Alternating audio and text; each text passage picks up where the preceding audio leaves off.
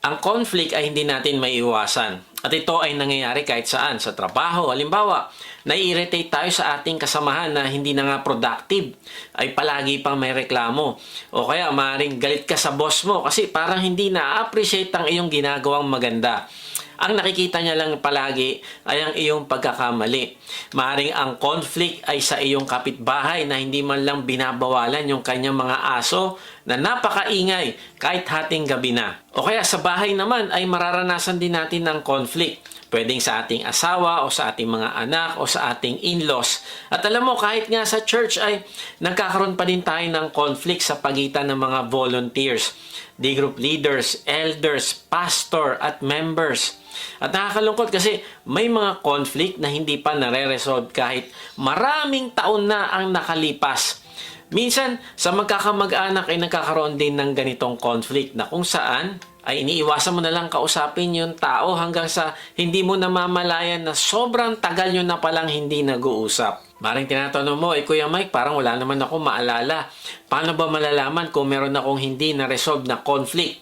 Okay, tingnan mo ito mga palatandaan na ito kung nakaka-relate ka. Paano nga ba malalaman kung meron kang unresolved conflict? Una, pag nakita mo ang isang tao na yon, nako, ayaw mo siyang tignan sa mata. Tama ba? Pangalawa, kapag naririnig mo yung kanyang pangalan, meron kang emotional reaction. At sasabihin ko na sa iyo, kaibigan, na yung emotion na yan ay hindi yan happy emotion. Tama ba? Pag tinatanong ka, okay ba kayong dalawa? Oo, okay naman kami.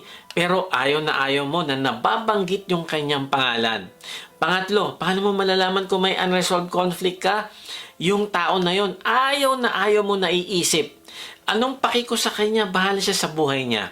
O kaya napapanaginipan mo ang tao na yon na sinasaktan mo siya o pinaghihigantihan mo siya. Kaibigan, ang pagkakaroon ng unresolved conflict ay nakakapagpawala ng peace at nakakapagpawala din ng joy.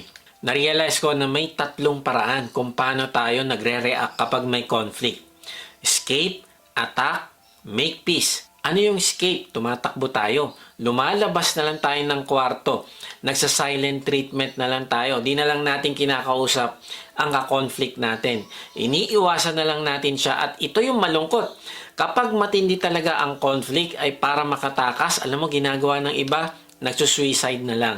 Pangalawang reaksyon ay kabaligtaran ng pag-escape. Ito ay attack. Lalaban tayo, makikipaggera tayo. Sasaktan natin siya physically, makikipag-road rage tayo, or sa sobrang lala ng conflict, ay minsan nagre-resulta ito ng murder. O kaya magdedemanda tayo. Alam mo ba sa Amerika, merong lagpas sa 700,000 lawyers at lahat sila ay busy sa mga kaso. Naalala ko yung case ni Stella Libak na dinimanda ang McDonald noong 1992 dahil natapunan ni Stella ang kanyang sarili ng mainit na kape na naging sanhi ng kanyang third-degree burn. Alam mo, nanalo si Stella sa kaso at kinailangan siyang bayaran ng $2.9 million na damages. Ano yung point? May mga bagay na pwede naman sanang ayusin, pero mas pinipili natin ang attack. Mas pinipili natin ang magdemandahan, which is hindi dapat nangyayari, lalo na sa ating kapatiran. Kaibigan, dalahin ko na kung meron ka mang conflict, ay piliin mo ang pangatlong reaksyon, ang make peace. Makikipag-reconcile ka. Ito yung pag-uusapan natin ngayon sa pagtatapos ng series na Overflowing Joy. Ang title natin ay The Joy of Reconciliation. Last week ay pinag-usapan natin yung mga joy robbers at isa dito ang conflict. Kapag may conflict ka ay nawawala ang iyong peace. At pag nawala ang iyong peace, nagsisimula ka na magalit at mag-alala. At eventually, nawawala na din ang iyong joy. So ngayon, pag-uusapan natin kung paano ba tayo makikipag-reconcile sa mga taong naka-offend sa atin at sa mga taong na-offend din natin. Tapusin mo mensahe na ito dahil dito ka magkakaroon ng freedom mula sa galit at hinanakit kung i-apply mo ang pag-uusapan natin. Magandang araw muli mga ka-Wotji. Salamat sa Diyos sa inyong pagsubaybay sa mga mensahe ng ating Diyos dito sa ating vlog na may bagong upload every Monday 6pm. Sa mga hindi pa nakakilala sa akin, ay ako po si Kuya Mike. Ang calling po sa akin ng Diyos ay magbahagi ng kanyang salita sa paraang mas madaling maiintindihan ng mga manonood. Salamat sa mga bagong members ng ating online discipleship group. Kung gusto mo sumali sa discipleship group, mag-type ka lang ng join sa comment section. Sa mga gustong mag-lead naman ng online discipleship group, ay message nyo lang kami. Type nyo ang salitang lead at magre-reply kami para sa link ng registration. Meron nga pala tayong live worship service sa App Live na ginaganap every Sunday 11 a.m. Pwede namin kayong ipanalangin dito pagkatapos ng service. Sa mga gustong sumamba na kasama namin ay mag-type lang kayo ng worship at padadala namin kayo ng link. Kung hindi ka pa nga pala nakakasigurado sa iyong kaligtasan, hindi ka sigurado kung matapos kang mawala sa mundong ito ay makakasama mo ang Diyos sa langit, mag-type ka ng save sa comment section at babaginan ka namin ng mabuting balita. Tapos inaanyahan ko kayo na umattend din sa ating Wednesday equipping. Marami tayong matututunan dito na maia-apply natin sa ating pamilya, trabaho at ministry.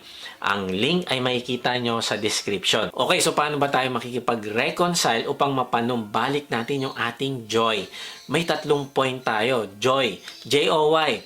J, joyfully admit your own sin. O, open your heart to forgive others. Y, yield to God's control. Ang pag-uusapan natin ngayon ay ang istorya ni Joseph. Madalas natin pag-usapan ang masasakit na pangyayari sa buhay niya. Pero hindi pa natin napag-usapan kung paano siya nakipag-reconcile sa kanyang mga kapatid na nagkasala sa kanya. Siya ay pinagplanuhang patayin, tapos hinulog sa isang balon hanggang sa binenta na lang ng kanyang mga kapatid bilang alipin. So, si Joseph ay 17 years old noon at nagsimula sa kanyang mahirap na buhay bilang alipin sa Egypt. Tapos nakulong pa siya, pero dahil sa pagkilos ng Diyos sa kanyang buhay, ay eventually, after 13 years, siya ay naging pangalawang pinakamataas na opisyal sa Egypt. At alam mo, matapos sa mga kaganapan na ito, ay dumating ang tagtuyot. Kaya napilitan ang mga kapatid ni Joseph na dumayo at humanap ng pagkain sa Egypt. Dito na nila nakaharap si Joseph at hindi na rin nila ito nakilala. Now, maaaring na kay Joseph na ang pagkakataon na magiganti, pagkakataon ko na ito. Pero hindi niya ito ginawa. At sa chapter 45 ng Genesis ay makikita natin ang reconciliation ng mga magkakapatid. Basahin natin to. Tingnan natin kung paano natin may apply sa ating mga nasirang relasyon. Sabi sa Genesis 45, 1-3, hindi na mapigil ni Jose ang kanyang damdamin. Kaya pinaalis niya ang kanyang mga tagapaglingkod na naroon. Nang sila na lamang ang naroon, pinagtapat ni Jose sa kanyang mga kapatid kung sino siya. Sa lakas ng kanyang iyak, narinig siya ng mga Ehipsyo, kaya't ang balita ay mabilis na nakarating sa palasyo. Ako si Jose, ang pagtatapat niya sa kanyang mga kapatid. Buhay pa bang talaga ang ating ama? Nagulantang sila sa kanilang narinig at hindi nakasagot. Marahil iniisip ng mga kapatid ni Joseph na ito na ang nakakatakot na sandali na paghihigantihan sila ng kanilang kapatid. Na ngayon, siya pa ang pinakamataas na pinuno sa Egypt. Kahit ano ay pwedeng gawin ni Joseph sa kanila. Now, ganun nga ba ginawa ni Joseph? Tingnan natin sa susunod na verse. Lumapit kayo, sabi ni Jose. Lumapit nga sila at nagpatuloy siya ng pagsasalita. Ako nga si Jose, ang inyong kapatid na ipinagbili nyo sa Ehipto. Ngunit wag na ninyong ikalungkot ang nangyari. Wag ninyong sisihin ang inyong sarili sa ginawa ninyo sa akin. Ang Diyos ang nagpadala sa akin dito upang iligtas ang maraming buhay. 2 taon pa lamang ang taggutom. 5 taon pa ang darating at walang aanihin sa mga bukirin. Pinauna ako rito ng Diyos upang huwag malipol ang ating lahi. Kaya hindi kayo kundi ang Diyos ang nagpadala sa akin dito. Ginawa niya akong tagapayo ng Faraon, tagapangasiwa ng kanyang sambahayan at tagapamahala ng buong Ehipto. Sinabi pa ni Jose, bumalik kayo agad sa ating ama at ibalita ninyo na ako ang pinamahala ng Diyos sa buong Ehipto. Sabihin ninyong pumarito agad siya sa lalong madaling panahon. Doon siya titira sa lupain ng Goshen Goshen para mapalapit sa akin.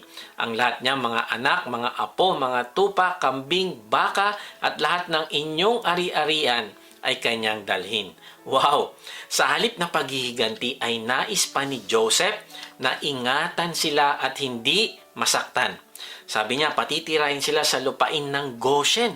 Ang Goshen ay isang maunlad, mabunga at masaganang lugar.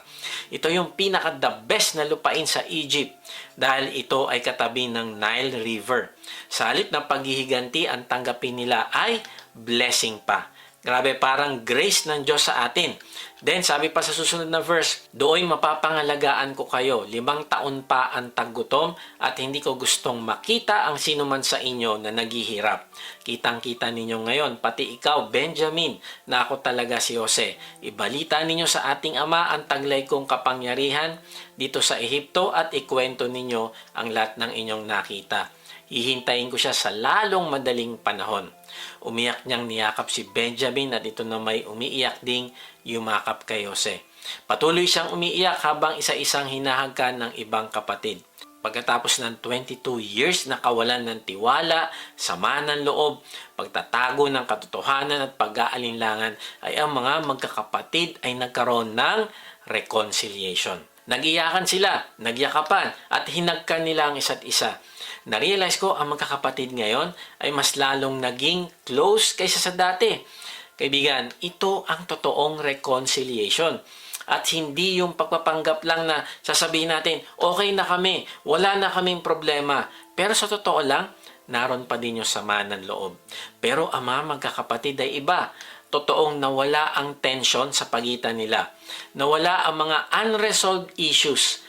Alam mo, hindi ko ma-imagine yung joy na naramdaman nila nung sila ay nagyakapan, nag-iyakan at hinalikan ni Joseph isa-isa ang kanyang mga kapatid. Na-realize ko na ang totoong reconciliation na hindi pagpapanggap lang ay nagbubunga ng mas malapit na relasyon sa pagitan ng magkaaway. Kapag nagkaintindihan, kapag nagkapatawaran, ay mas lalo pang umuunlad at lumalalim ang relasyon pagkatapos ng reconciliation. Kaya nga, simulan mo ayusin ang nasirang relasyon mo at pag ginawa mo yon, ay mas lalalim ang relasyon nyo at mas titibay. Ang bonus ay magkakaroon ka pa ng peace at joy. Now, ang tanong, paano nakarating ang magkakapatid sa ganitong punto ng totoong reconciliation? At tayo naman, paano natin mararanasan ang ganitong reconciliation? Ano-ano ba ang ginawa nila?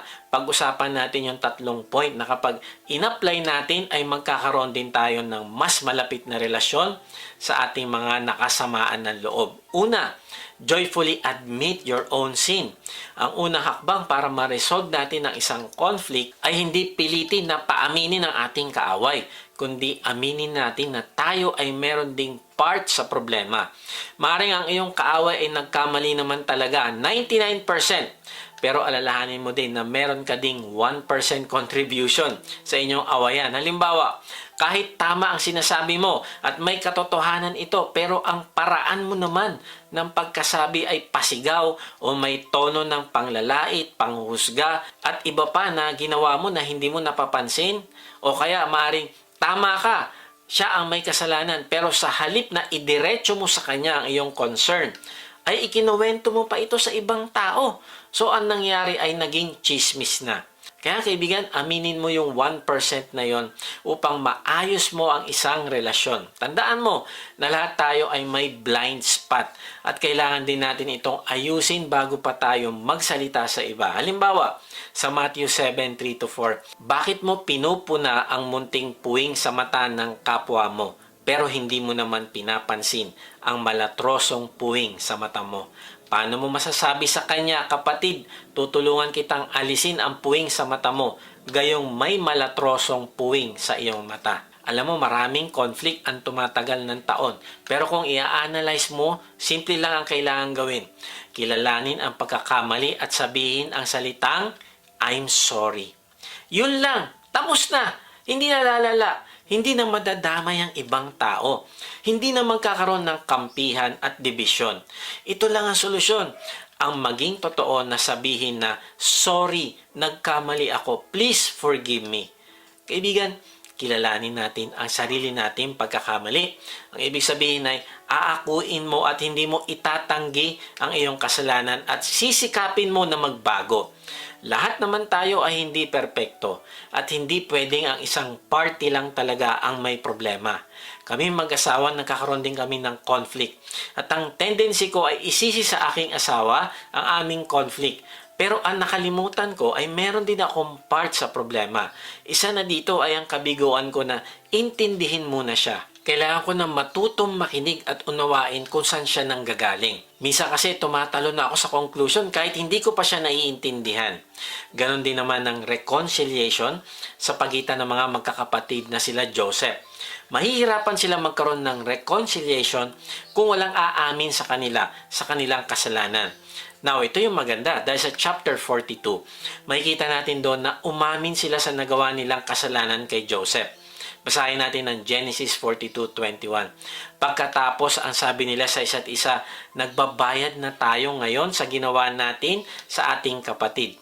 Nakikita na natin ang paghihirap ng kanyang kalooban noon, ngunit hindi natin pinansin ang kanyang pagmamakaawa. Kaya tayo naman ngayon ang nasa kagipitan. Kinilala ng magkakapatid ang kasalanan nila kay Joseph noon. Hindi sila nangatwiran, hindi sila nagsisihan, kundi alam nila na maaaring ang kanilang pinagdadaanan ngayon ay resulta ng kanilang kasalanan noon sa Diyos.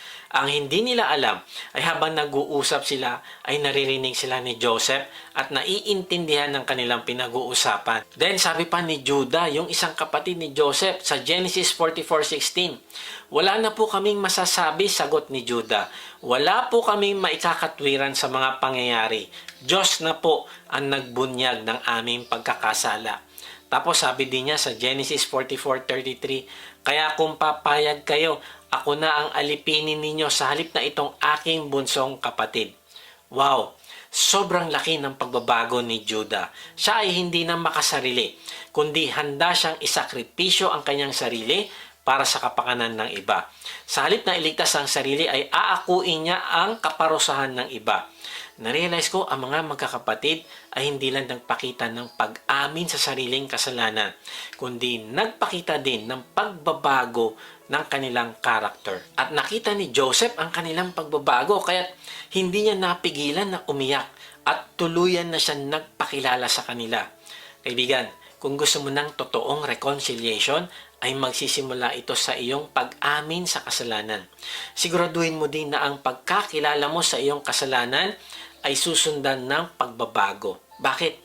Kasi kapag nakita ang iyong pagbabago ng taong kaalitan mo, naku, lalambot din ang kanyang puso. Magsisimula siya magtiwala sa iyo at makikipag-ayos siya sa kanyang relasyon sa iyo. Kaya nga importante na suriin natin yung ating sarili sa kasalanan. At simulan mo itong ihingi ng tulong sa Diyos na ikaw ay kanyang tulungan sa pagbabago. Ang kasalanan ay parang isang spiritual cancer na kapag nabigo ka i-resolve, aminin at kilalanin ito ay magiging sanhi ng iyong pagkawasak. Isipin mo ito, kung gusto mo pala sirain ang iyong sarili o gusto mo sirain ang iyong church, simple lang ang gagawin mo at ng mga miyembro ng church. Huwag mo pansinin ang iyong kasalanan, huwag mo suriin ang iyong puso. Pagtakpan mo ito o i-deny mo ito, alam mo, mangyayari sa mga kasalanan na ini-ignore, mabubulok. Lalalim ang ugat at kakalat sa buong buhay mo. Magbubunga ito sa iyo ng lason, pagkapuot, inggit, pagdududa at pagkasakim. Spiritual cancer. Sisirain ka nito at sisirain niya ang inyong relasyon sa church. Para siyang damo na kahit hinukay mo na ng malalim, tinanggal mo na yung mga ugat, hinugot mo na ito, ay babalik at babalik pa din. Ang kasalanan ay nasa pamilya, nasa mag-asawa, magulang, magkakapatid. Lahat ng masasakit na salita, lahat ng pagtataas ng boses, lahat ng pagkawala ng pasensya, lahat ng pagiging kritikal, lahat ng paghuhusga at iba pa ay kasalanan. Kahit sa mga church members ay may alitan. May isang naninira sa kapwa leader kasi gusto niya ang posisyon nito sa ministry. May isang volunteer na nagtatampo kasi hindi napapansin ang kanyang mga ginagawang pagsasakripisyo. May isang taong nasaktan dahil sa pagchichismis sa kanya. May taong walang pakialam sa kapwa niya kapatiran, walang planong tumulong, walang planong makibahagi at marami pang klaseng kasalanan nasisira sa ating church. Kaya nga, ang tanong, paano natin masosolve ito? Anong gagawin natin para hindi magkaroon ng division at sirain ang ating pagkakaisa? Anong gagawin natin para maituwid ang nagiging dahilan ng conflict? Anong gagawin natin para hindi manalo si Satan na maging katitisuran tayo sa iba at hindi tayo maging epektibong patotoo sa iba? Kaibigan, ang sagot ay makipag-ayos tayo o makipag-reconcile. Pero paano natin gagawin yon? Aminin natin yung ating kasalanan. Bilang mga alagad ng Panginoong Hesus ay makipag-ayos tayo sa bawat isa. Ang reconciliation ay ang magpapatotoo na tayo ay talagang nagmamahal sa Diyos. Ang ating pagmamahal sa kapwa ay ang magpapakita kung gaano din natin kamahal ang Diyos. Ang sabi sa 1 John 4:20, ang nagsasabing, iniibig ko ang Diyos, subalit napopoot naman sa kanyang kapatid ay isang sinungaling. Kung ang kapatid na kanyang nakikita ay hindi niya magawang ibigin, paano niya maiibig ang Diyos na hindi niya nakikita?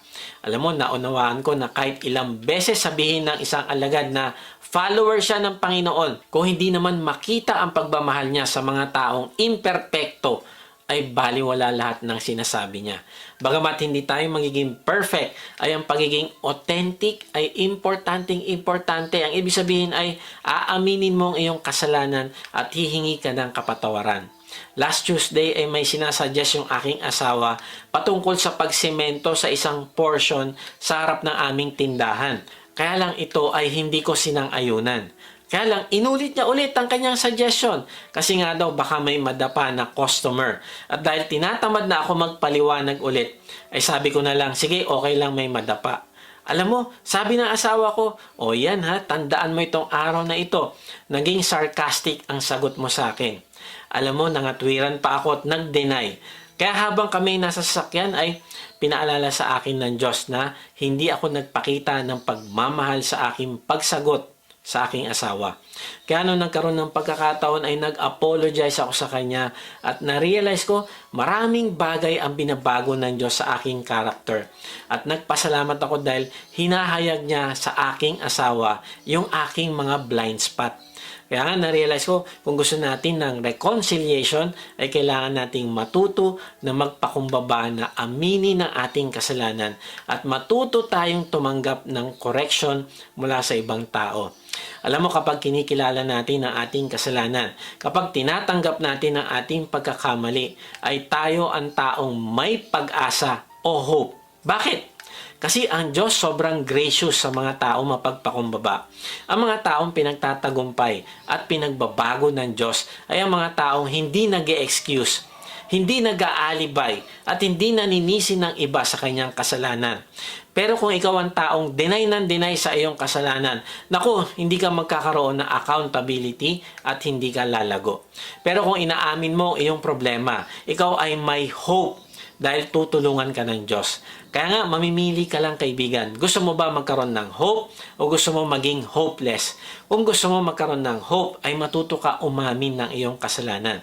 Kaya nga, hindi totoo yung perception na once an alcoholic, always an alcoholic. Hindi, kaibigan. May pag-asa ka. May hope ka. Aminin mo lang ang iyong kasalanan sa Diyos at huwag mo itong i-deny. Hindi naging totoo sa akin na once a womanizer, always a womanizer. Inamin ko ito sa Diyos at binago niya ako. Hindi naging totoo sa akin na once a drunkard, always a drunkard. Hindi. Inamin ko ito sa Diyos. Pinatawad niya ako at binago. Binasa ko ang salita niya at araw-araw, binibigyan niya ako ng bagong direksyon. Kaibigan, kung aamin ka sa kasalanan mo sa Diyos, pagsisisihan mo ito, ay hindi lang marerestore ang relationship mo sa Kanya, kundi marerestore din ang mga relationship mo sa ibang tao dahil babaguhin ka ng Diyos kung magpapakumbaba ka. Kaya kaibigan, may pag-asa sa mga taong umaamin ng kasalanan. Sabi ni Dwight L. Moody, there is no true prayer without confession. As long as we have unconfessed sin in our soul, we are not going to have power with God in prayer. Ang sabi niya, hanggat meron tayong inaalagaang kasalanan, hindi magkakaroon ng kapangyarihan ang ating panalangin. Hindi tayo papakinggan ng Diyos. Kaibigan, gusto bang marinig ng Diyos ang iyong panalangin? Joyfully admit your own sin to God at aminin mo din ito sa iba. Naalala ko na sa Alcoholics Anonymous ay meron silang 12-step program para matulungan ang mga alcoholics. At isa sa kanilang ginagawa sa kanilang meetings ay nagpapakilala ang bawat isa. Sasabihin niya, halimbawa, I am Mike Pineda and I am an alcoholic. At sasabihin naman ng mga kasama niya, good evening, Mike Pineda. At sabi nila, ang reason bakit nila sinasabi na I am an alcoholic ay kapag daw ang isang tao ay in denial sa kanyang addiction, hindi niya sasabihin yon, ay tatanggihan niya ang treatment o hindi nito tatapusin ang programa. Hindi niya kasi kikilalanin na may pangangailangan siya at kailangan niya ang support group na iyon. Kaya nga imagine mo ito. Kaya maraming tao hindi lumalago sa relasyon niya sa Diyos at maraming tao ang hindi nagbabago ay dahil in denial sila sa kanilang kasalanan. May nagsabi na 70% never assume responsibility within the church. 85% never invite anyone to church. 95% never won anyone to Christ. But 100% expect to go to heaven. Grabe, no? Ang mga tao ngayon ay naniniwala na deserving sila na mapunta sa langit, na walang problema sa kanila para hindi makapunta sa langit. Kaibigan, ito ay pride. Simulan mo magpakumbaba at umamin sa Diyos at maayos ang iyong relationship sa Diyos at relationship din sa ibang tao. Sabi ni Eric Meisel, revealing secrets can bring us pain or get us into trouble, but worse pain and worse trouble await us if we keep silent. We become habitually untruthful. The door to our creativity closes. We become habitually untruthful. The door to our creativity closes. Kaibigan, masakit ang umamin ng pagkakamali, pero mas masakit kung naging habit mo na ang pagtatago ng kasalanan dahil ikakapahamak mo ito at ikakawala ng iyong joy. Sabi ni Paul Washer, a true Christian will be sensitive to the sin in their life and it will lead them to brokenness and genuine confession. But the person who says they are a Christian and are not sensitive to sin, it does not lead them to confession. A person who is that way is not a Christian. Kaibigan, be sensitive to sin. Joyfully admit your own sin. Okay, so paano ba tayo makikipag-reconcile upang mapanumbalik natin yung ating joy? Una, joyfully admit your own sin. Pangalawa, open your heart to forgive others. Buksan mo ang iyong puso sa pagpapatawad. Piliin mo na huwag gumanti sa mga kasalanan na ginawa sa iyo. Sa halip, palitan mo ng kabutihan ang kasamaan na pinakita sa iyo sa tuwing may opportunity na nilalapit ang Diyos sa inyo. Yun ang ginawa ni Joseph, kaya nagkaroon sila ng totoong reconciliation at naging mas malalim ang kanilang relasyon. Sa halip na maghiganti si Joseph, sa halip na gawin silang alipin o ikulong, ay pinakain pa sila ng maraming pagkain kasama niya. Inimbitahan niya silang manirahan kasama niya sa Egypt. Nangako pa siya na siya ang magsusupply ng pagkain sa kanila sa natitirang 5 taon ng tagtuyot. Kaibigan, ito ang totoong pagpapatawad. Nanaisin mo ang kabutihan ng taong pinapatawad mo. Kaya nga tanungin natin yung ating sarili. Isipin mo ang taong sinasabi mo na napatawad mo na. Hinahangad mo ba ang kanyang kaligtasan? Dinadalangin mo ba na pagpalain siya ng Diyos sa kanyang mga ginagawa? Dinadalangin mo ba na maging close kayo ulit? Sa India ay may isang babae na nagngangalang Gladys Staines. Ang ginawa niyang pagpapatawad ang naging dahilan kung bakit ang buong India ay nagkaroon ng healing at kapatawaran. Itinalaga ni Gladys at ng kanyang asawa at mga anak ang kanilang sarili sa paglilingkod sa mga taong may ketong. Kaya lang, noong January 23, 1999, ay sinunog ng buhay ang kanyang asawa at pinatay ang kanyang dalawang maliliit na anak ng mga militanteng Hindus. Pero ginulat niya ang buong bansa nang siya ay walang pagkukunwari, walang pag-aalinlangan na pinatawad ang lahat ng pumatay sa kanyang pamilya. At dahil sa ginawa niyang pagpapatawad sa kanyang mga kaaway, ay nagkaroon ito ng matinding impact sa mga naglalabanan na Hindu, Muslim at iba pang grupo. Halos 50 years nang walang peace at namamayani ang violence sa kanilang lugar dahil walang katapusan ang kanilang paghihigantihan sa isa't isa at 10 milyon tao na ang nawalan ng tahanan. 1.5 milyon tao na ang namamatay kasama na si Mahatma Gandhi. Pero dahil sa nakita nila ang pagpapatawad na ginawa ni Gladys, ay na-influence sila na ayusin ang kanilang conflict. Alam mo, ginawa nila ang lahat ng paraan na naisip para matapos ang hidwaan, gaya ng pagbibigay ng edukasyon. Pero wala pa rin nangyari. Subalit sa simpleng pagpapatawad na ginawa ni Gladys, ay nagkaroon ng healing. Nagkaroon ng peace at nahinto ang paghihigantihan at nagkaroon ng kapatawaran. Kaibigan, open your heart to forgive.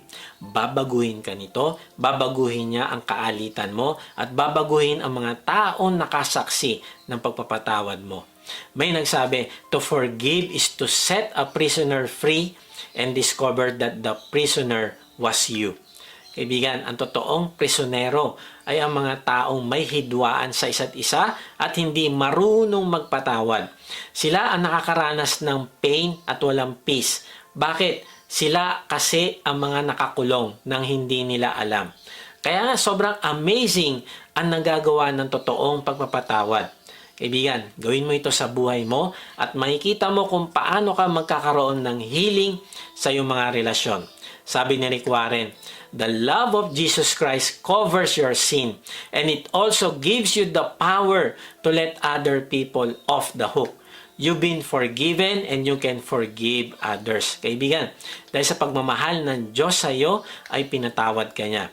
Kahit gaano karami, kahit gaano kabigat ang kasalanan mo, ay pinatawad ka ng Diyos. At dahil dito, inaasahan ka naman ng Diyos na ikaw ay magpapatawad din ng ibang tao na nagkasala sa iyo. Now, para matuto kang magpatawad ay gawin mo ito. Simulan mong unawain na maaring may pinagdadaanan din ng iyong kaalitan. Sabi nga, hurt people, hurt people. Ang mga taong nasaktan ay nananakit din. Kailangan nating tandaan ang katotohanan na ito. Kung merong taong nanakit sa iyo ay dahil yon sa may mga tao ding nanakit sa kanya. Kaya nga siguro mas dapat nating alamin muna kung ano ang pinagdadaanan ng isang tao bago tayo mag-react. Tingnan natin si James, pinayuhan tayo kung anong gagawin natin sa mga taong nasasaktan. Sabi sa Santiago 1:19, mga kapatid kong minamahal, unawain ninyo ito. Maging alisto kayo sa pakikinig, dahan-dahan sa pagsasalita at huwag agad magagalit. Kaibigan, mabilis bang uminit ang ulo mo? Gusto bang matuto na hindi maging magagalitin? Ito ang susi. Ang sabi ay, maging mabilis kang makinig at dahan-dahan sa pagsasalita. Bakit? Kasi ang pinagmumulan ng galit at puot ay pagiging self-centered. Nakafocus ka sa sarili mo. Ikaw ang papakinggan, ikaw ang uunawain, ikaw ang tama, ikaw ang marunong, ikaw ang magaling. Kaya kahit hindi mo pa masyadong nauunawaan ang pinanggagalingan ng taong kausap mo, hindi mo alam kung anong sakit ang pinagdadaanan niya, hindi mo pa masyadong maunawaan ang kabuuan ng kwento, hindi mo pa nauunawaan ng kabilang panig, ay nagagalit ka na agad. Kaibigan, tandaan mo ito. Isipin mo na baka nasasaktan ng isang tao kaya nagawa niya ang isang bagay. Sa halip na magalit ay pakinggan mo muna siya. Now, hindi ko sinabi na kapag nasaktan ka ay may excuse ka na para manakit ng iba. Ang sinasabi ko lang ay kapag inuunawa mo ang sakit na pagdadaanan ng taong naka-offend sa iyo, magkakaroon ka ng habag sa kanya at matututo kang magpatawad. Kaya nga, ang ganda ng talatang ito dahil sa halip na maging self-centered, ay magiging other-centered ka na. Yung pakikinig mo sa ibang tao para maunawaan sila ay pagiging other-centered. Yung pagpipigil mo na magsalita agad ay pagpapakita ng other-centered. Pagpapakita na mas mahalaga ang ibang tao kaysa sa iyong sarili. Na mas mahalaga na maipakita mo ang pagmamahal sa kanila upang ma-attract sila sa Panginoong Hesus. Narealize ko ako din, kailangan ko matutong makinig ng makinig. Tinanong ko last Sunday yung aking mga anak at sabi ko sa kanila, anong aking mai-improve as a father? Alam mo, sabi sa akin ng isang anak ko, you need to take time to listen first. Sabi ko, ano ibig mo sabihin? Sabi niya, you need to listen to understand, not just to reply. As you have been teaching. Aray ko, masakit, pero kailangan ko itong i-improve. Hindi porket ako ang tatay ay ako ang magaling at tama. Ito ay pagiging self-centered, pero kailangan ko makinig ng makinig para umunawa. Bakit? Kasi ito ay pagiging other-centered.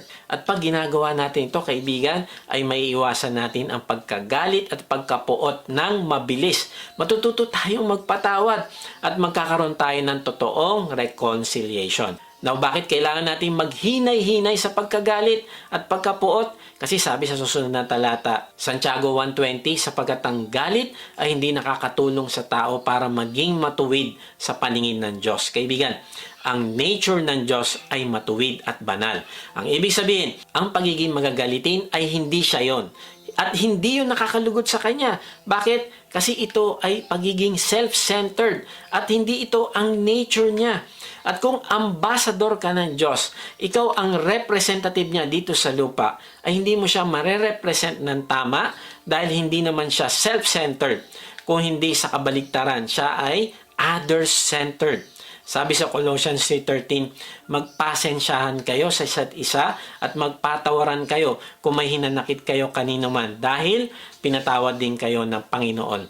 Alalahanin mo na ang pagpapatawad ay isang aksyon ng pagbibigay ng glory sa Diyos. At kapag ang goal mo ay parangalan ang Diyos, ay alalahanin mo na hindi mahalaga kung anong nararamdaman mo. Kung feeling mo gumante, feeling mo sigawan at saktan ng isang tao, ay isang tabi mo ito dahil ang goal mo ay bigyan ng glory ang Diyos sa buhay mo. Aalisin mo ang sarili mo sa eksena at ang ihaharap mo sa kanila ang Diyos. Ang motibo natin palagi sa araw-araw ay kung paano natin mare-represent ang Diyos ng tama sa ating buhay.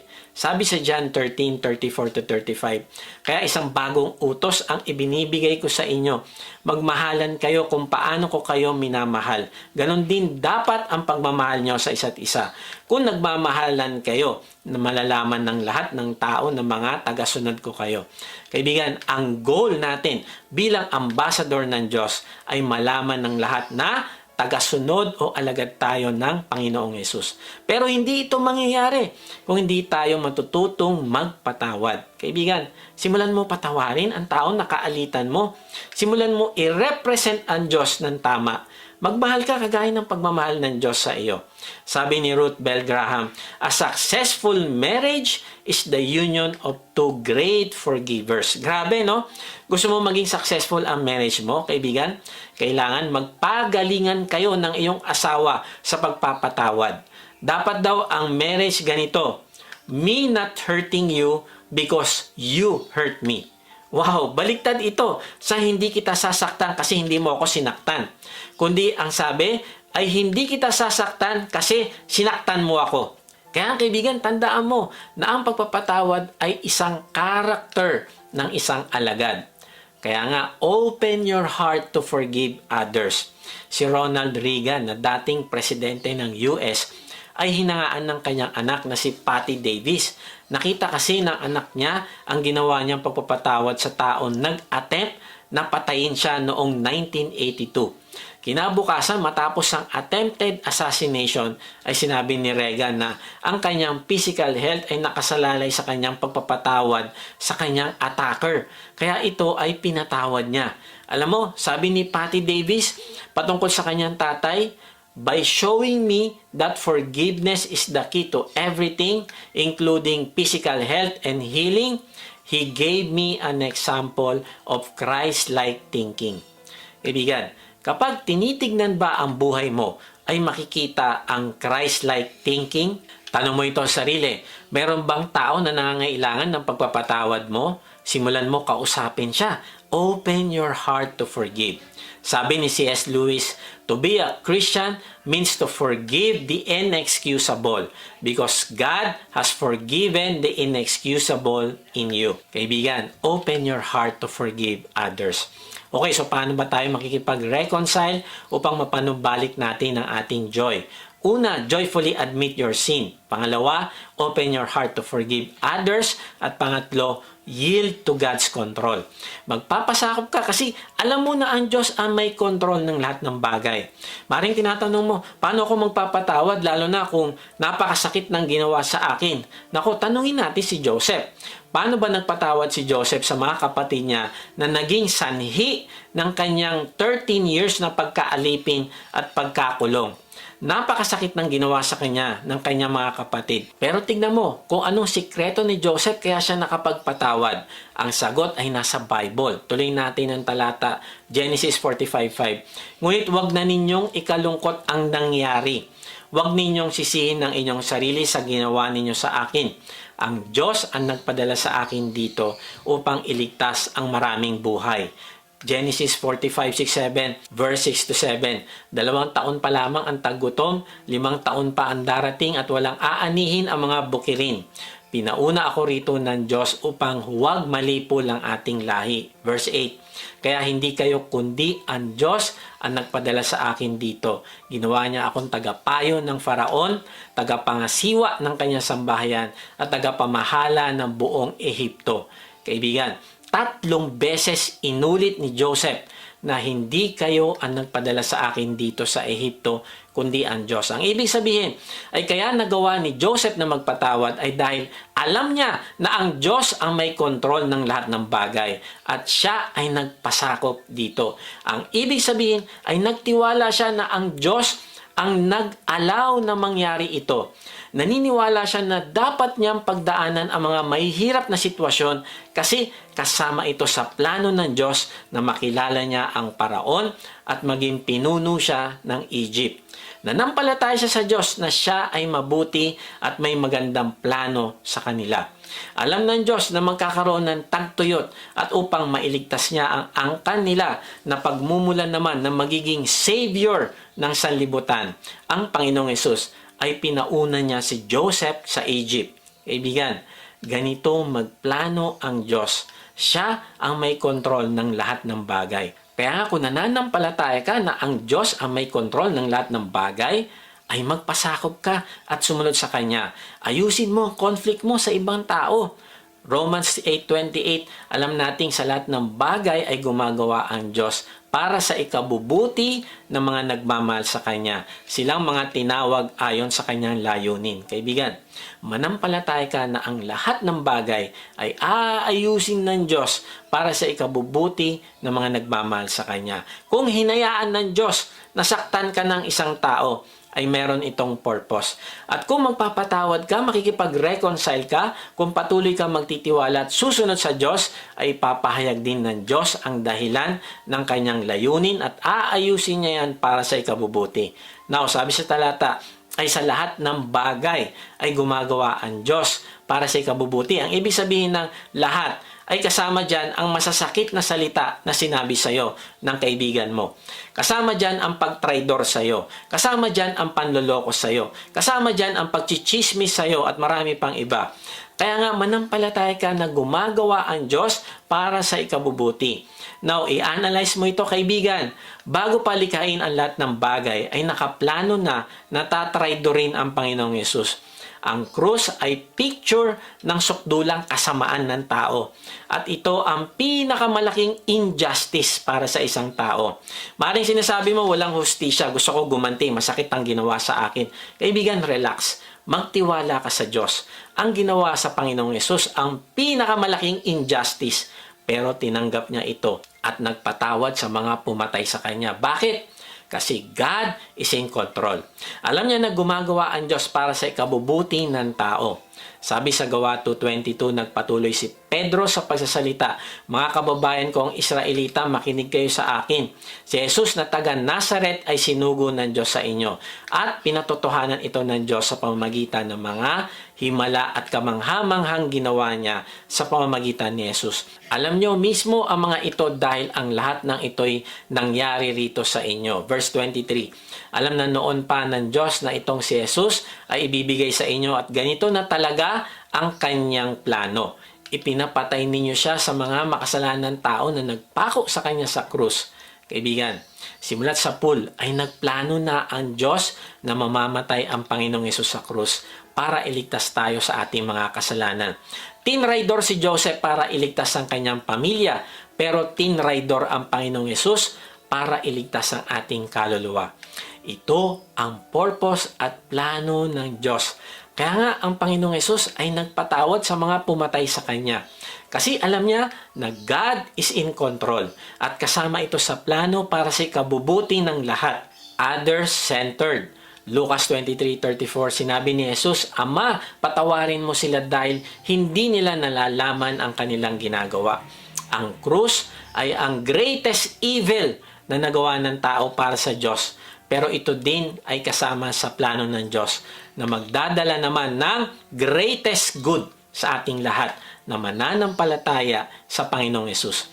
Kaya nga parang sinasabi ng Panginoon na okay lang mahirapan ako at mamatay.